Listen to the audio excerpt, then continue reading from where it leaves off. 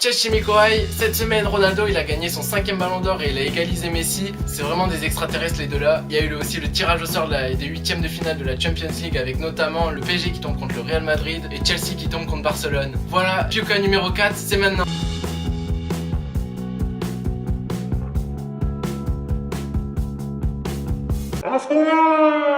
Comme vous savez, Johnny Hallyday il est mort la semaine dernière et en conférence Adil Rami il a l'idée lui de chanter Johnny. Je crois que mon refrain préféré c'était toute la musique que j'aime.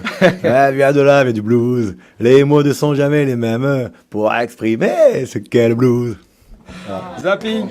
Bon, il chante pas trop mal, mais s'il passait plus son temps à s'entraîner qu'à chanter, il serait peut-être en équipe de France. Voilà, très triste.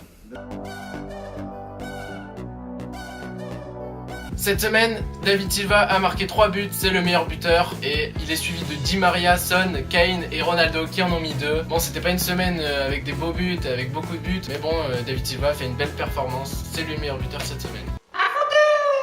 Cette semaine, il y a eu 2 records en Barclays Premier League. D'abord, Manchester City ont gagné 15 fois d'affilée. C'est le record anciennement détenu par Arsenal. Dans les 15 victoires, il y a notamment les victoires contre Chelsea, Liverpool, Manchester United et Napoli. Avec tout ça, ils ont déjà 11 points d'avance sur le deuxième. Ils sont bien partis pour gagner cette année. Le deuxième record, c'est De Gea qui a fait 14 arrêts en un match. C'était contre Arsenal quand Manchester United a gagné 3-1. Il égalise le record détenu par 2 anciens gardiens. Il est le 3ème maintenant. De Gea, c'est l'un des meilleurs gardiens au monde. Il a d'ailleurs été classé 10ème au classement des meilleurs joueurs.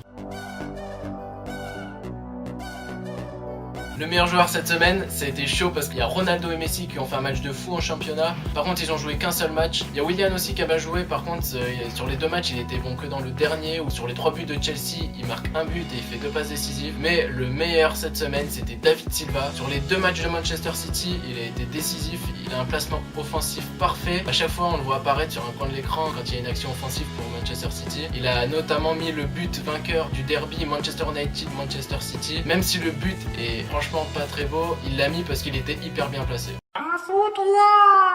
Lors du match contre Francfort le week-end dernier, le Bayern n'avait plus de gardiens. Neuer et Ulreich étaient blessés tous les deux. Donc ils ont fait appel à leur gardien qui était à la retraite, Tom Starke, qui a 36 ans. Coucou. Ce qui est drôle, c'est que Starke, qui est à la retraite, a plus joué cette saison que Ben Arfa. Je suis un compétiteur, je suis un champion. Aujourd'hui, je n'accepte pas ma situation.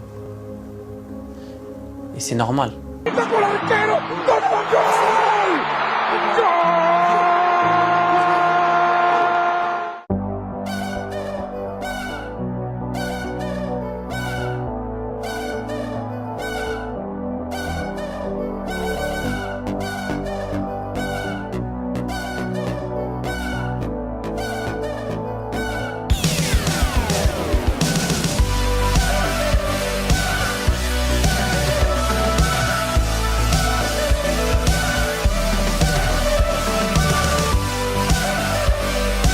Alors cette semaine, il n'y a pas eu beaucoup de beaux buts, mais bon, dans les 3 sélectionnés, il y a quand même la frappe de loin de Falcao où il est 2 au but. Il y a le but de Serge Aurier un peu chanceux avec un crochet exceptionnel et un but original. Et le but de Son où il met le but de l'arrière de la tête. Ça paraît facile mais ça l'est pas. Du coup le but le plus aimé c'était celui de Serge Aurier. C'est quand même un but qu'on voit jamais. C'est le moment de dévoiler les résultats des derniers pronostics. Avec en premier la Juve contre Inter Milan. Personne n'a deviné qu'ils allaient faire nul. Mais faut pas oublier que Inter Milan sont les seuls invaincus dans le championnat italien. Il y avait aussi Manchester United, Manchester City. Seulement 25% ont deviné que City allait gagner à l'extérieur. Et c'est vrai que c'était un match vraiment chaud. Et enfin, le Real a gagné contre Séville. Et il n'y a que 50% qui ont deviné que le Real allait gagner. C'est peut-être parce que vous êtes méfiés par rapport au résultat de la dernière fois où le Real avait fait match nul. Maintenant, je vais lancer les prochains pronostics qui se passeront du 22 au 27 décembre. Avec notamment le Classico Real-Barça. Ça va être chaud. Essayez de faire les meilleurs pronostics, je compte sur vous. On va se quitter avec des images de freestyle. Parce que le foot, c'est aussi ça.